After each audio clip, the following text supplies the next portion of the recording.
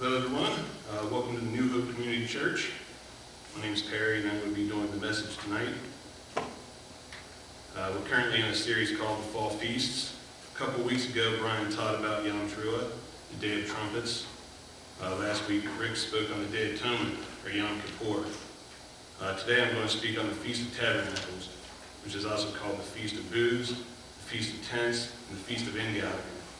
In Hebrew, it's known as Sukkot. Many of you are probably asking yourselves, what is Sukkot? Well, I'm glad you asked. We learn about this feast and how we are to celebrate it in Leviticus 23, 33 to 44. Again, the Lord spoke to Moses, saying, "Speak to the sons of Israel, saying, on the 15th of this 7th month is the Feast of Booths for 7 days to the Lord. On the first day is a holy convocation. You should do no laborious work of any kind.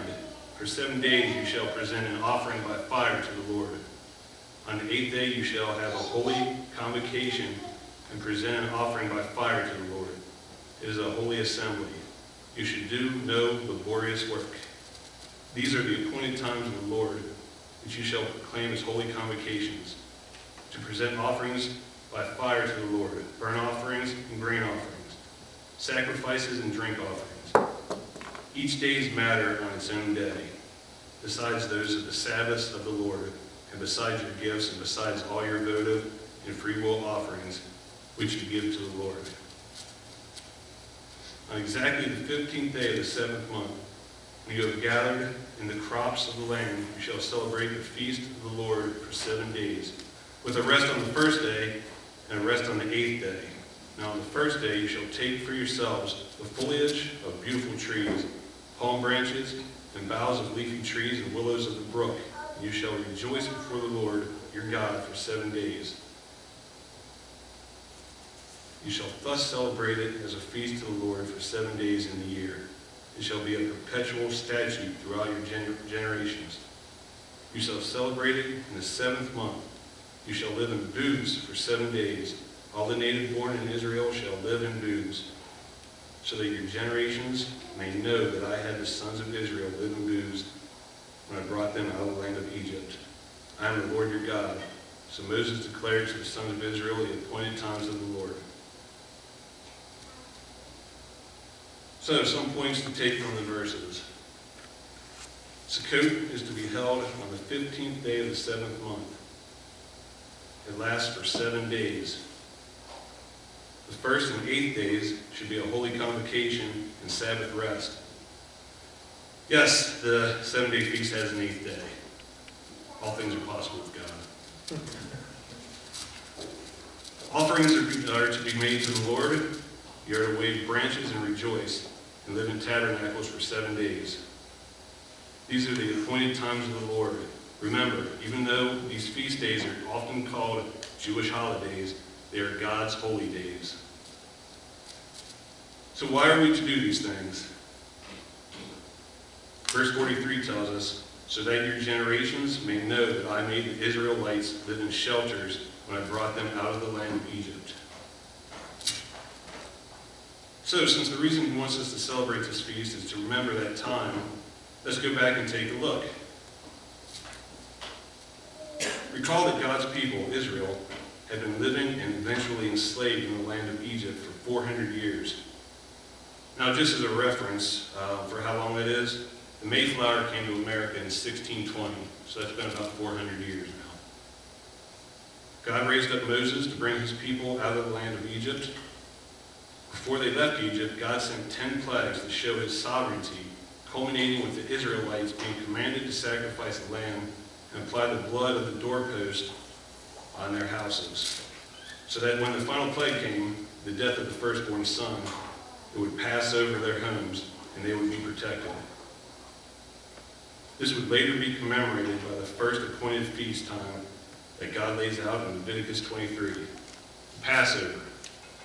And keep in mind that this is where we get our tradition of communion, which we will be partaking in a little later. But that is just a small portion of the celebration of Passover. Okay, so they left Egypt, they crossed through the Red Sea, and eventually find themselves at Mount Sinai, where God confirms his covenant with his people Israel. Then when they arrived at the border of the promised land, Moses sent 12 spies, one from each of the 12 tribes of Israel, into the land to bring back a report to the community. After they returned, 10 of the 12 spies reported that while the land was indeed bountiful, they should not attempt to enter it. The other 2 spies offered encouragement and tried to instill in the people the need to trust God.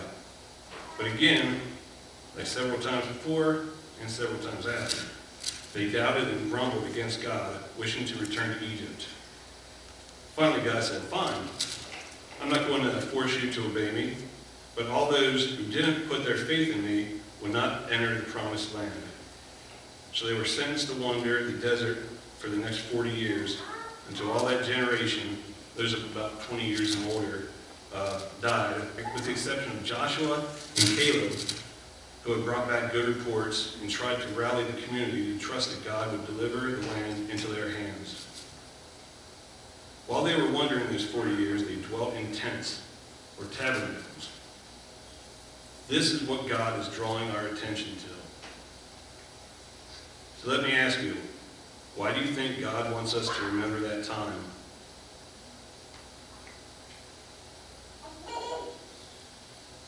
What is the point he wants us to get out of it?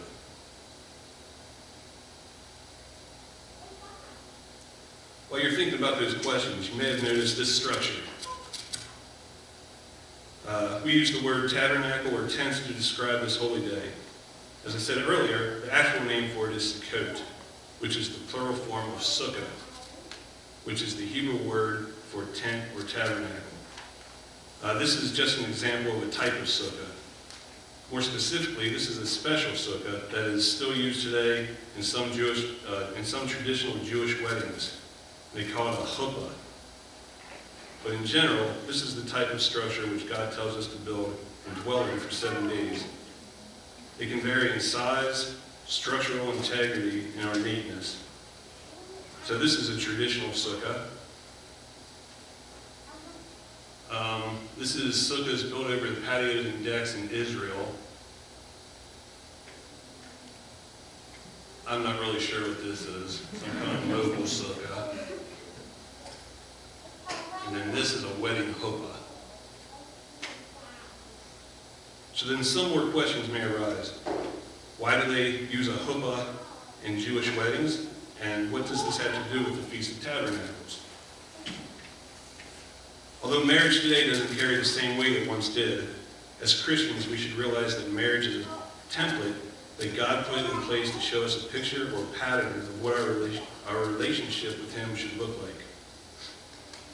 So keeping this in mind, I think it would be beneficial to look at what a traditional Hebrew marriage looked like. The following information comes from myjewishlearning.com and Jonathan Cahn's Mystery of the Bride and Bridegroom. In biblical times, people were married in early youth, and marriages were usually contracted within the narrow circle of the clan and the family. As a rule, the fathers arranged the match. Until late in the Middle Ages, marriage consisted of 2 ceremonies that were marked by celebrations at 2 separate times, with an interval between. First came the betrothal, also called the kiddushin, and later the wedding, the nisuin. At the betrothal, the woman was legally married, although she still remained in her father's house. She could not belong to another man unless she was divorced from her betrothed. If you remember, this explains how Joseph considered divorcing Mary at the news that she was with child. They were legally married at this point, even though Mary was not yet living with Joseph, and the marriage had not yet been consummated. The division of marriage into 2 separate events originated in very ancient times, when the marriage was a purchase, both in its outward form and its inner meaning. Marriage, as with any type of purchase, consisted of 2 facts. First, the price was paid and an agreement was reached on the conditions of sale. Sometime later, the purchaser took possession of the object. So as an example, let's say I wanted to buy a car from Bob.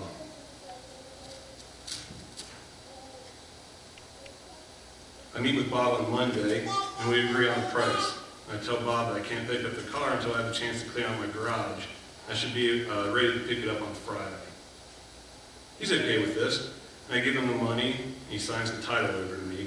Now I own that car, even though it is still sitting in his driveway until Friday when I can go pick it up. In this example, Monday represents the first stage, the betrothal, or kiddushin, and Friday represents the second stage, the wedding, or nisuin. In marriage, the bridal price, or in Hebrew, mohar, was paid, and a detailed agreement was reached between the families of the bride and groom. This agreement is called a ketubah. This betrothal was followed by the wedding, and the bride was brought into the home of the groom, who took actual possession of her. In those days, the betrothal was the more important of these two events. The kiddushin was a simple ceremony marked by two blessings. The presiding rabbi, who holds a cup of wine. The first blessing over the wine is one said at almost all joyous occasions. The second blessing is unique to this occasion and reads as follows. Blessed are you, Lord our God, Master of the universe, who has sanctified us with his commandments and commanded us regarding forbidden unions, and who forbade betrothed women to us, and permitted to us those married to us by huppah and kiddushin. Praised are you, Lord, who sanctifies his people Israel with huppah and kiddushin. After the completion of the second blessing, the rabbi gives the cup of wine to the groom, who drinks of it. The cup is then presented to the bride, who drinks from the same cup, symbolizing her agreement to the contract and their commitment to sharing their lives from that moment on. The language of the second blessing, who forbade betrothed women to us and permitted to us those married to us by huppah and kiddushin, apparently served in ancient times as a warning to the couple not to cohabitate until the completion of the second ceremony. This is all followed by the ring ceremony and then the reading of the marriage contract, the ketubah. This contract laid out the obligations of the husband to his wife. Interesting to note, the newly married man usually did not establish a new home for himself, but occupied a nook in his father's house. The family of the groom gained, and the family of the bride lost a valuable member who helped with all household tasks. It was reasonable, therefore, that the father of the groom should pay the father of the bride the equivalent of her value as a useful member of the family.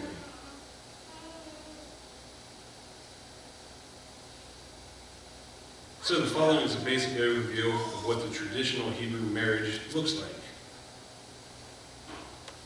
The bridegroom would have to leave his house and travel to the house of the bride. And when he visits there, he must pledge his love to her and offer up a costly gift called the mohar, or bridal price, a symbol of his love for her. The more costly and extravagant the mohar, the more value he is placing on the bride. Then she must choose to either embrace something that she's never known, to leave her family and her house to go somewhere she's never been, or stay with what she knows because it's where she's comfortable. If she says yes, the mohar is given, and the two are pledged in covenant to one another. They drink a cup of wine, and she is now the bride. He is the bridegroom, and they are now married. They've committed to each other. This is the kiddushin. But that's not it. Now begins the time of their separation. He leaves her and returns to his father's house, where he will prepare a home for them. The bride remains in her father's home.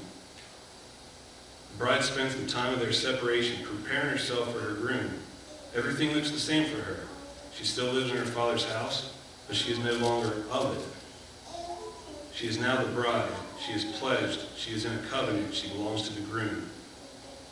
She's still living in her childhood home, but now her room is a bridal chamber, and everything she does is to prepare her for that day. She has to ready herself and keep herself pure and give herself to no one else. During this time, she will even wear a veil so that she keeps herself only for him. She would spend time learning how to say goodbye to everything she's ever known, letting go of the old house and all its luxuries, its burdens and distractions, its temptations and her claims to her old life. But suddenly, it doesn't matter what her room looks like anymore, because she's in love and she's got her groom. She has one purpose, not to get wrapped up in the household anymore, but to prepare to be his companion and to become beautiful for her wedding day. She belongs to the groom, but she doesn't see him. He's off preparing her home. Now, during the time of the betrothal, the groom sends a gift for the bride. It's called a matan. It's not the bridal price, it's just a gift of his love to encourage her during their time of separation, to reassure her and express his love for her. And when the days of their separation comes to an end, and the groom is finished preparing the house for his bride, his father will tell him it's time for the next stage of their marriage, the nisuim. The groom dresses in his finest clothes and is surrounded by his closest friends. It's the wedding day. The manifestation of what they pledged is now going to be completed. The groom and his men begin a procession to the house of the bride. It is his second visit, his second coming. The first, he was dressed in everyday clothes. Now he's dressed as a king. The first time there was no fanfare. The second, everyone in the village sees him and his procession of men coming. The bride and groom are lifted into a chair, and there is a great procession with them lifted up into the air from the house of the bride to the house of the groom. They go inside, where there is a celebration, a festival that will last for 7 days. And in this house is a chuppah, the symbol of the joining of the bride and groom. And under that covering, everything that is his becomes hers. And the two just sit there under the chuppah as king and queen, just sitting in each other's presence, while all around them is celebration. The two lift up a cup of wine, a symbol of their oneness, the first that they've shared since they pledged themselves to one another. And they will give themselves to one another, and the two become one. And the bride will now belong to the household and dwell here for the rest of her life.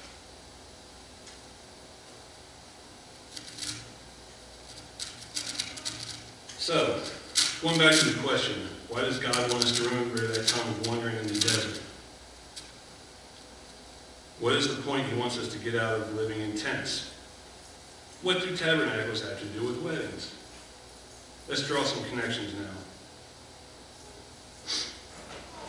All existence is a love story and begins with the bridegroom of all bridegrooms, in light of whom everything else is just a shadow, one who is from the beginning and for whom all else is made, the source of all love, the one who can fill life, and without whom everything else longs for completion.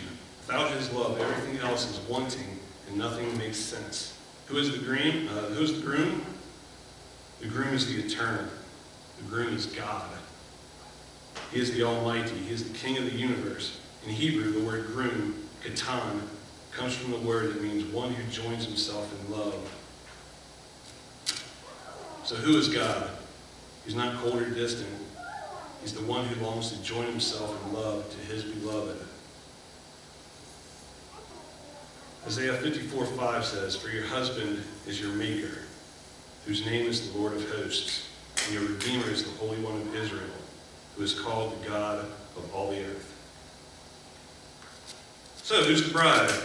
Well, she's right here. You can't see the groom, but you can see the bride. You are his bride. Each one of you. You came into existence for one reason only, to be his bride. Everything else is second to that. And everything in your being longs for that, whether you know it or not. And that's why you search to be married. That's why you go after things you can marry your soul to, like success, security, ministry, a million things, because you were meant to be married, but to him alone. And that's why nothing else can fill you. Because you are the bride. And so the deepest part of your life longs to be with him. He's known you since before you existed and called you into existence. He knows your heart, your fears, your weaknesses, and your mistakes. even before you make them. He knows your secrets and what you try to hide, and he still loves you because you exist to be his bride, because he is the bridegroom of your soul. Ephesians 5:31-32 says, "For this reason a man will leave his father and mother and be united to his wife, and the two will become one flesh. This mystery is profound, but I am speaking about Christ and the church." So it begins with the groom and the bride, each dwelling in separate houses. In the story, there are two houses, the eternal and the temporal. The bride in the temporal, and the groom in the eternal. The bride dwells in the earthly physical realm, and the groom in the heavenly or eternal realm. There cannot be a marriage until the groom makes a journey from his house to the house of the bride. John 1:14 says, "And the Word became flesh and tabernacled among us." And so, 2,000 years ago, the groom made his journey, not across a village or a town, but across eternity. God came to earth. The bridegroom of existence came into our existence. He made the journey into the realm of time and space. He came to our house, a world filled with imperfection and brokenness, because it was your house. He came the same as the Hebrew groom came, without great fanfare and while everyday life was going on. So in the same way, your groom has made his visit to you, each of you living in your own dwelling place. And then one day you heard that knock on the door. "Here I am. I stand at the door and knock. If anyone hears my voice and opens the door, I will come in." And so the bride opens the door, and the groom comes into her house. But for there to be a marriage, remember, there must be an offering made, an offering of the bridal price. The groom must give a gift that will show his love and the value he places on his bride-to-be. So our groom, Jesus, 2,000 years ago, in our house, in this realm, offered the greatest of all gifts, not silver or gold, but his own life. The giving up of his life for his bride, for you. John 15:13, "Greater love has no other than this.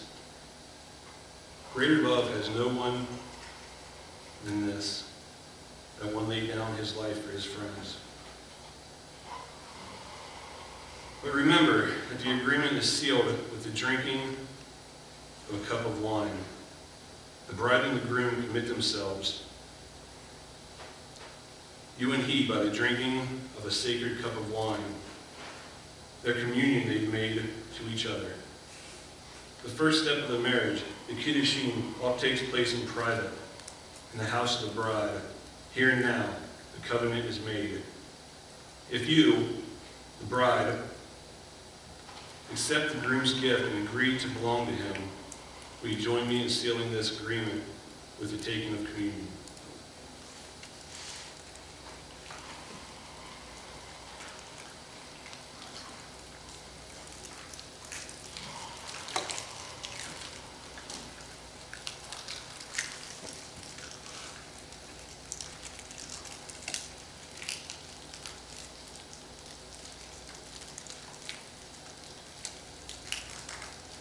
As told in Matthew 26, while they were eating, Jesus took some bread, and after a blessing, he broke it and gave it to the disciples and said, "Take, eat."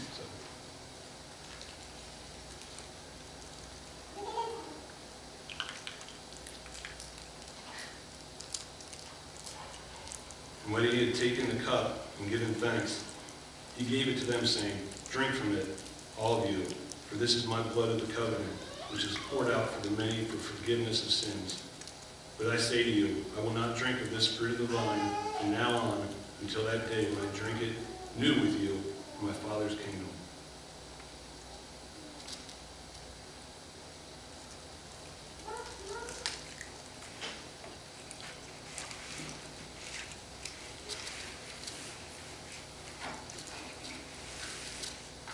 Even though we belong to God, we're still stuck here, living in the same house.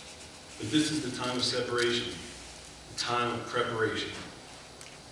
And so the bridegroom, Jesus, left the house of Israel, the house of time and space, and he returned to the house of the eternal.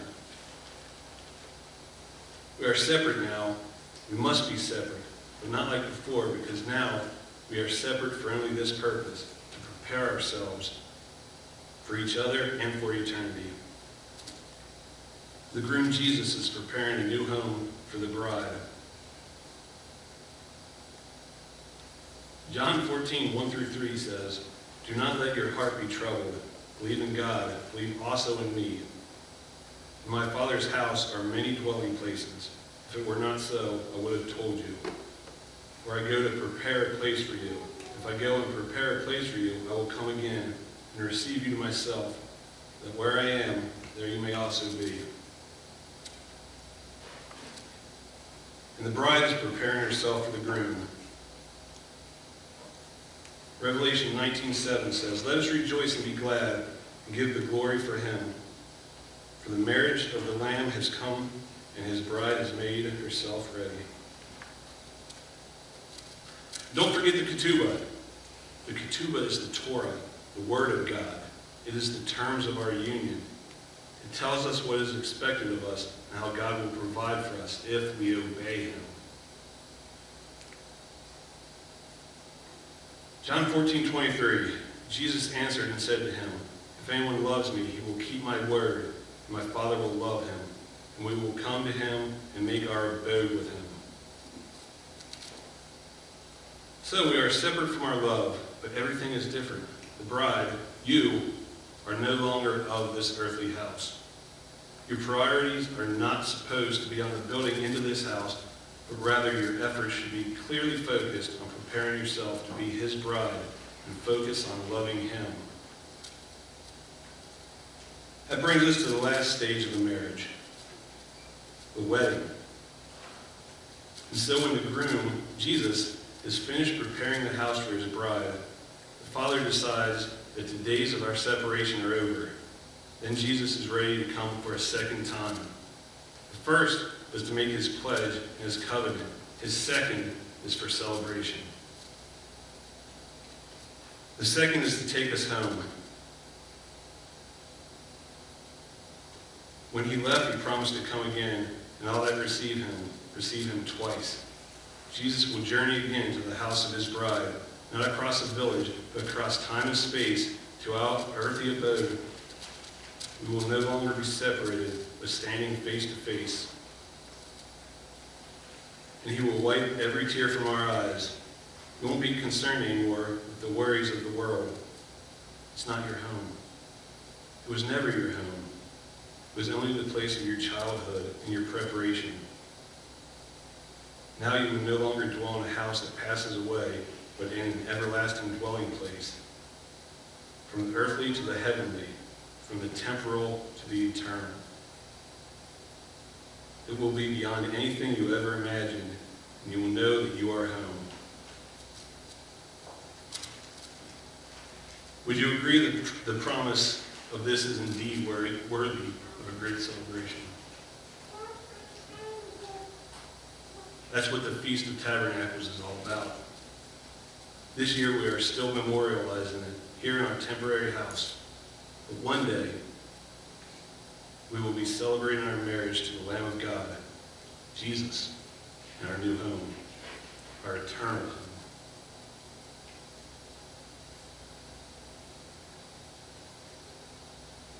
Lord, we thank you that you pledge yourself to us, that we have the promises of dwelling with you in your eternal kingdom. We ask that you would help us search inside our hearts and look at how, in this time of waiting, we can be preparing ourselves to be your spotless bride. We thank you for giving us this Feast of Tabernacles to remind us of your promises and to encourage us during the time of preparation that whatever it is of this house that we're dealing with, whether it be hurt or loss, sickness or fear, it's only temporary. It's not our final condition, but just refining circumstances that one day will be left behind. And the day comes that we're standing face to face and stepping into our final dwelling place in your kingdom.